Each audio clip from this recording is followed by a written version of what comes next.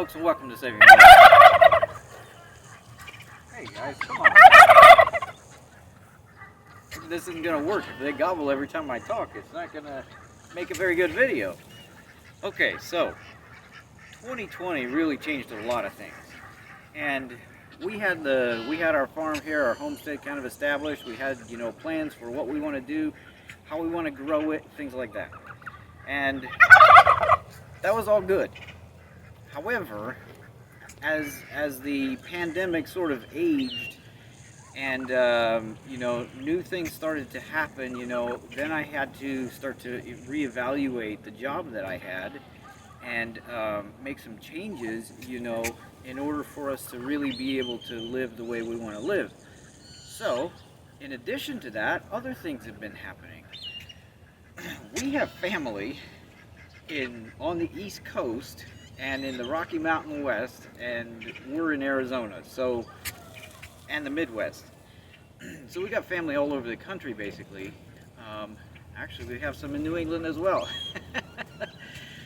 So, as a family, we enjoy traveling, but now there are 4 of us if we want to buy tickets to, for train or plane or whatever.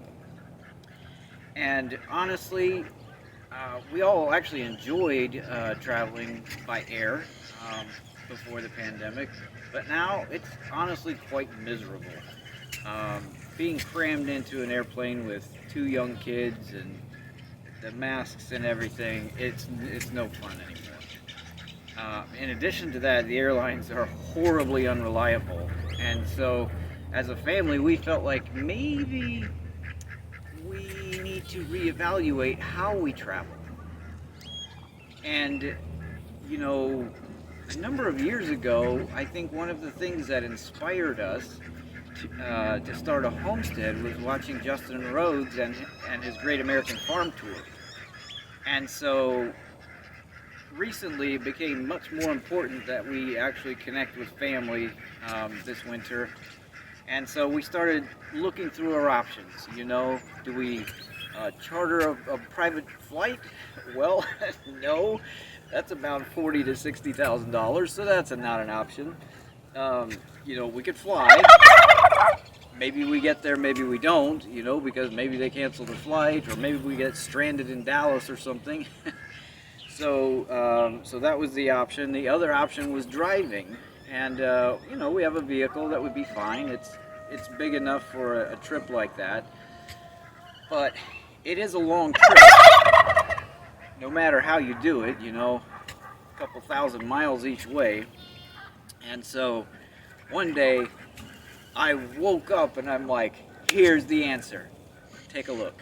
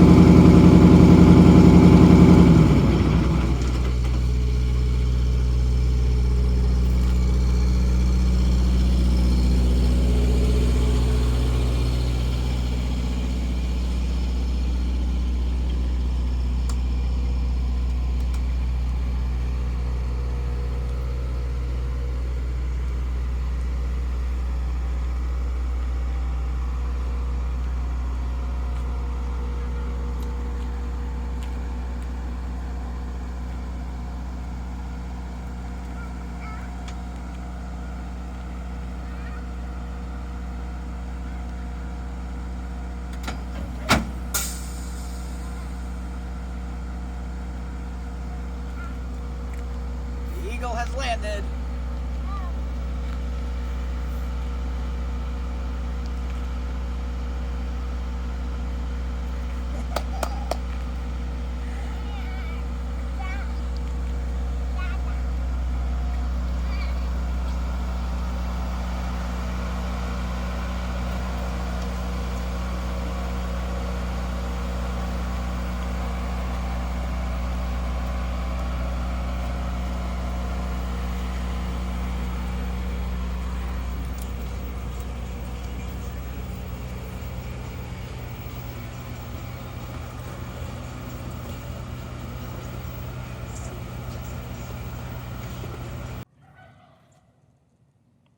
So yes, you guessed it, we bought a bus.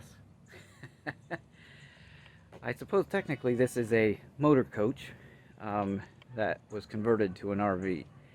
This is a 1964 Silver Eagle bus, and the conversion was done in the early 90s, 1990, out in California. Well, I don't know if it was done there, but the owner was in California. So this chassis, like I said, it's a Silver Eagle. It's the Model 1. However, I suspect some things have been done to the front end here, because I don't think that was how the Model 1 bumper looked. But in general, a lot of the Silver Eagles were pretty similar. Reportedly, so we are now essentially the third owners. Reportedly, this was never used in service, but the odometers and everything are kind of messed up, so we don't actually know how many miles it has on it. But the conversion was done well. It has an air ride, has air suspension, and it has the classic, you know, Silver Eagle torso elastic suspension. I don't know, it's pretty complicated. So let's take a quick tour. You know, we don't want to get too detailed here. It's got a giant fuel tank. You know, it's basically like your conventional RV. It's got a little generator in here. Well, actually, it's pretty big for an RV. It's a little Kubota engine, and this will power everything. I believe it's 15 kilowatts, so it's a pretty good sized generator. And I may need to fix this so we could actually power the house if we wanted to. So back here, back up so you can see the whole rear end, we have essentially not made any modifications at this point. So this is the way we bought it. We bought it up in Lake Havasu City and drove it down here. It was you know, definitely kind of brave, but we just got in it and drove it down, and did not have any problems at all. So the power plant here is a Detroit diesel V8. It's the V8 92 TA, so it's a turbo. And once again, you know, I've been going through this. It has you know, some minor issues here and there that need to be resolved. But this, this is the engine. This thing is big. So there you can see the turbo. I did have to put a new air intake on it because the one that was on here was way too small, horribly undersized. And so this is what makes this thing go. I don't know how much power this thing is actually producing, but in this configuration it should be about 500 horsepower, but I don't think it's at that level. I think it's probably maybe in the 400s. I mean, it ran pretty well coming back down here to Phoenix. So, you know, this side is pretty standard. This does not have any slide outs or anything like that. So one of the things that I was looking for in a coach like this was that I wanted it to be, you know, fairly easy to drive down the road and be comfortable for us inside. And so that's kind of why I chose to go the coach route, the bus route, rather than the more traditional motorhome, you know, that's actually built as a motorhome. This is still something that's done today. There are like MCI and Prevost, and I think there's a couple other bus manufacturers. Well, Bluebird, I don't think, there may be companies that still do Bluebirds, I'm not sure. But they used to do Bluebirds, and they'll buy the bus and then convert it into an RV and do the conversion. So let's take a quick look inside. So one of the things that just really impressed us was the quality of the conversion. Keep in mind it's 30 years old, you know, so there's some cracks and it's somewhat dated. But for a bus of this age, man, it is nice. Everything is finished out in oak. So here's the driver's seat. Needs a lot of work there. Most of the gauges work, but I've got some stuff to do to resolve that. And it's quite a large bus. It's about 45 feet long, weighs 43,000 pounds. So it's quite heavy. So coming in to the front here, there are two sofas here. And this one lays down so it effectively can be, you know, a bed for two. It's kind of small, but two kids easily. And then we come back into the kitchen area. It's got a little dinette here. You know, it's big enough for our family, which is awesome. I mean, these are great. And that does not fold down. There's a decent amount of storage, but maybe not as much as some people would like. But it's enough for, you know, for a road trip. It's perfect. So it's got a sink here. It's got a little hot top there. It has a convection oven, microwave. This thing's kind of a classic. I hope it works. I think there's just a power issue, but I haven't actually gotten that to work. And then it's got a little refrigerator freezer here. This is a standard RV refrigerator freezer. One of the things that makes this one special is this. There are two bunks built into it, which is just awesome for us. And that's really rare to have more sleeping quarters. I wish I could turn the lights on. Like I said, I have some electrical issues, but this is the bathroom. It's got a sink. It's got your standard, you know, RV type of toilet. But the shower is really, really nice. Yep, you can't see it. No plastic, you know, so that's partly what makes the bus so heavy. The walls of the shower are solid surface Corian. So very, very durable the way this thing was designed and built. Everything, as you can see, everything is wood. It's got really nice window shades. And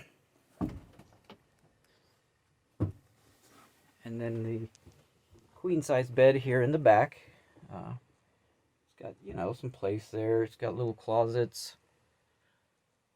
So overall, this thing I think was a fantastic find for us, and we have been really, really pleased to find it.